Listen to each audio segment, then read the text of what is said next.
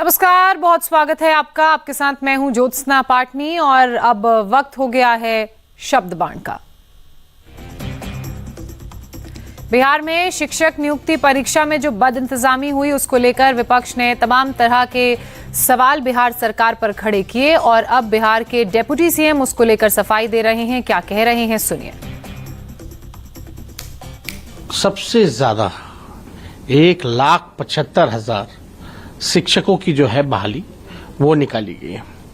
अगर आप मिला लीजिए, देख लीजिए, तो अब तक कोई राज्य बता दे जहां सरकारी नौकरियां दी जा रही हो, बहाली निकाली जा रही हो। आप कहीं का भी डेटा निकाल लीजिए, इतनी बड़ी संख्या में कोई भी राज्य जो है बहाली नहीं निकाला है। तो कम से कम इसकी तारीफ तो होनी चाहिए। बिहार जो स्टेट जो है, अब आप कह सकते हैं एक मॉडल बन चुका है जहां सरकारी नौकरी दी जा रही है। नियुक्ति पत्र हम लोग बांटना शुरू किए, उसके बाद प्रधानमंत्री जी भी बांटना शुरू कर दिए। तो अच्छी बात यह है कि कम से कम जिस एजेंडे के बारे में हम बात कर रहे थे, आज चर्चा उस पर हो रही है।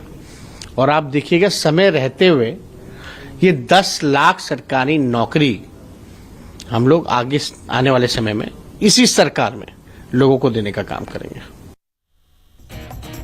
बिहार के डेप्यूटी सीएम तेजस्वी यादव को आपने सुना। वहीं बिहार बीजेपी अध्यक्ष सम्राट चौधरी ने भी तमाम तरह के सवाल बिहार सरकार और उनके इस शिक्षक भर्ती प्रक्रिया पर खड़े किए। सुनिए उन्होंने क्या कहा।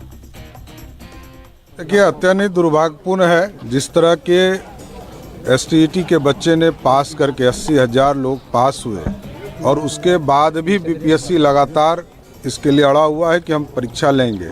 यह दुर्भाग्यपूर्ण है। नौजवान जिसने परीक्षा पास किया है उसको तुरंत नौकरी देना चाहिए, मैं जरूर आग्रह। तो वहीं मध्य प्रदेश के मुख्यमंत्री शिवराज सिंह चौहान की बात करें तो वो हनुमान लोक में भूमि पूजा करने छिंदवाड़ा पहुंचे और उस दौरान की तस्वीरें आप देख रहे हैं।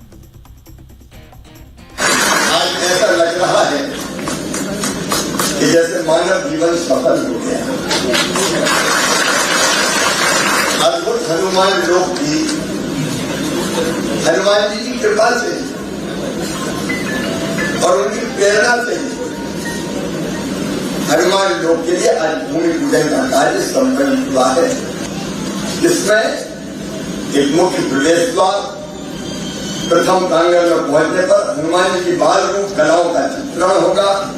बाल रूप में हनुमान जी ने जो किया था, चाहे वो सूरज को निगलने निकले हो या बाकी बाल लीलाएं भी हो, उनका पूरा चित्रण किया जाएगा लगभग 90,000 वर्ग फुट में। इसे द्वितीय प्रांगण में हनुमान जी के भक्ति रूप का चित्रण मूर्तियों और कलाकृतियों के माध्यम से किया जाएगा, ताकि भक्तगण उनकी भक्ति रूप को भी देख सके। तो छिंदवाड़ा से आप मुख्यमंत्री शिवराज सिंह चौहान को सुन रहे थे, जो पूर्व सीएम कमलनाथ का गढ़ है, और इसीलिए कांग्रेस के नेताओं ने भी शिवराज सिंह चौहान पर सीधा प्रहार किया। हमला बोलते हुए पीसी शर्मा ने कहा कि हनुमान लोक शिवराज का चुनावी स्टंट है, इसलिए इससे कोई फायदा होने वाला है नहीं। कमलनाथ हनुमान के असली भक्त हैं, इसलिए बजरंग बली भी कमलनाथ और कांग्रेस के साथ ही हैं। ये सब चुनावी इवेंट मैनेजमेंट है। अगर हनुमान लोक की बात करो तो कमलनाथ जी ने पहले ही वहाँ सेमरिया में 101 फीट की मूर्ति हनुमान जी की वहाँ प्राण प्रतिष्ठा कराई है। इससे बड़ी कोई हनुमान जी की प्रतिमा पूरे प्रदेश में है नहीं। और हनुमान जी कमलनाथ जी के साथ हैं और वहाँ सिद्ध कर दिया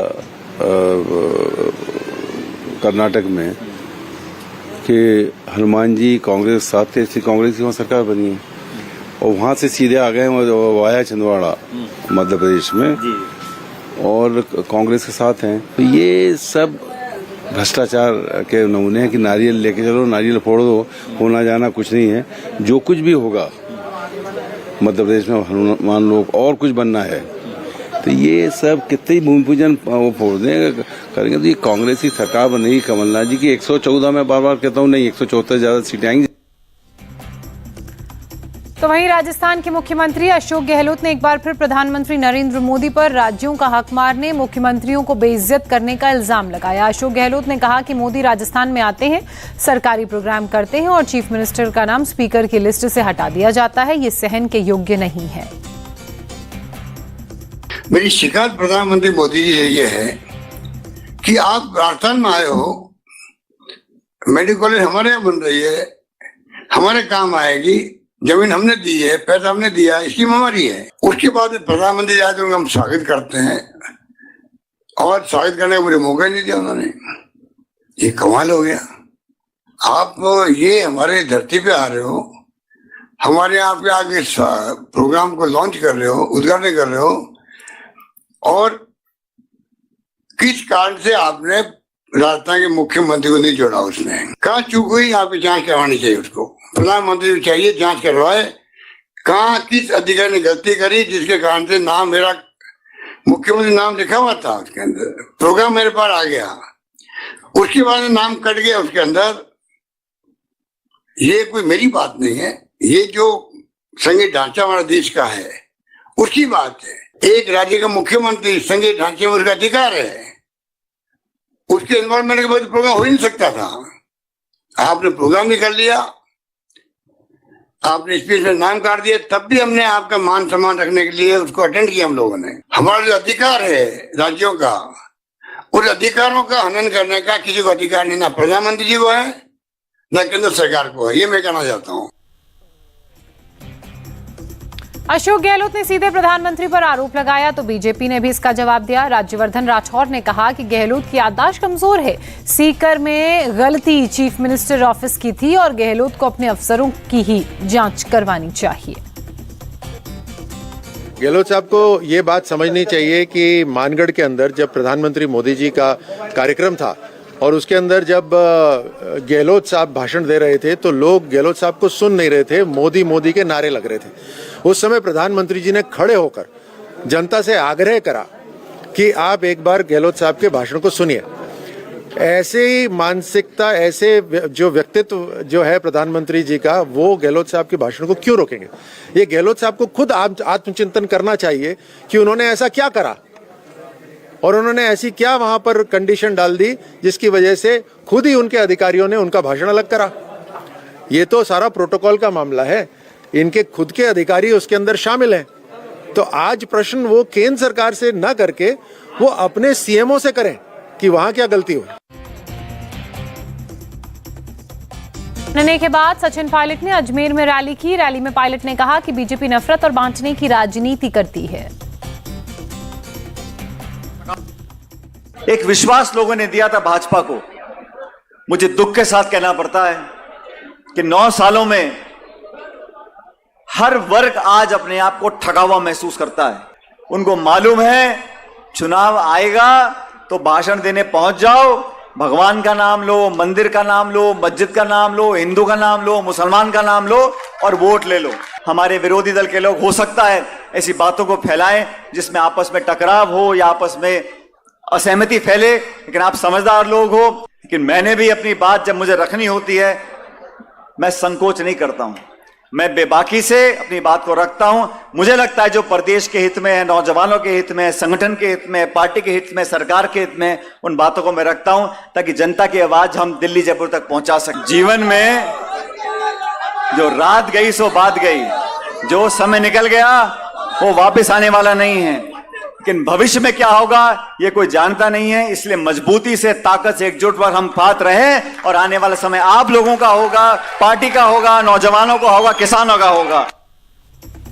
इसरो के चेयरमैन श्रीधर सोमनाथ ने कहा है लूनो सरफेस के बारे में कि वहां के एनवायरनमेंट को लेकर अभी दुनिया को बहुत कम जानकारी है। उम्मीद है चंद्रयान 3 मिशन के बाद इसे लेकर बहुत सी नई जानकारियां मिलेंगी। हमको जो 5 एक्सपेरिमेंट है, 2 है प्रज्ञान पर और 3 विक्रम पर, ये 2 एक्सपेरिमेंट है जो रोवर में है, जिससे हमको यह एलिमेंटल कॉम्पोजिशन है रोना रगोलित का, उसका पता चलेगा। और एक लेसर बेस्ड है और एक alpha particle based x ray fluorescence के सहारा से ये मेजर कर सकें ये क्या एलिमेंट से ये लूना रगोलित बना है। और जो 3 एक्सपेरिमेंट्स है लैंडर में, और एक लूना रगोलित का थर्मोफिजिकल प्रॉपर्टी मेजर करने का एक एक्सपेरिमेंट है, इसका नाम है चास्ते, और एक एक्सपेरिमेंट है रंभा, ये मून का एटमॉस्फेयर, चार्ज पार्टिकल एटमॉस्फेयर के बारे में टेस्टिंग मेजरमेंट करना है, night and day time measurement का तरीका है। और तीसरा है इल्सा, ये इंस्ट्रूमेंट है, वह सीस्मिक एक्टिविटी जो होंगे उसके कोर में, चंद्रमा के कोर में क्या है, क्या वोल्केनिक एक्टिविटी अभी है, ये लिक्विड है, सॉलिड है, आपको पता है कि, और अर्थ के अंदर में ये जो लावा है ना, ये लिक्विड है, पर चांद के अंदर क्या है हमको पता नहीं। सो इसका चांद को मैग्नेटिक एटमॉस्फेयर नहीं है, मैग्नेटिक प्रॉपर्टी बहुत कम है धरती से, ये क्यों ऐसा होता है? सो इसके सब के बारे में हमको बहुत स्टडी करना है। प्रधानमंत्री नरेंद्र मोदी ने चंद्रयान 3 मिशन को लेकर बड़ा बयान दिया। पीएम ने कहा, चंद्रयान 3 तो सिर्फ एक कदम है, भविष्य के लक्ष्य तैयार हैं, जल्द ही भारत स्पेस साइंस की दुनिया में लंबी छलांग लगाएगा।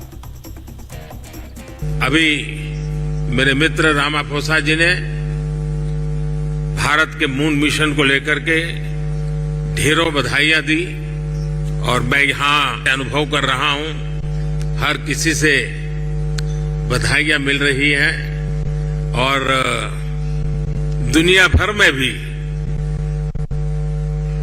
इस सफलता को एक देश की सीमित सफलता के रूप में नहीं, लेकिन पूरी मानव जाति की एक महत्वपूर्ण सफलता के रूप में स्वीकार किया जा रहा है। ये हम सभी लोगों के लिए अत्यंत गर्व का विषय है, और भारत के वैज्ञानिकों को पूरे विश्व की तरफ से अभिनंदन का अवसर है। फ्रेंड्स, कल शाम भारत के चंद्रयान ने चांद के दक्षिण ध्रुव पर सॉफ्ट लैंडिंग की। ये केवल भारत के लिए ही नहीं, बल्कि पूरे विश्व के वैज्ञानिक समुदाय के लिए एक बहुत बड़ी उपलब्धि है।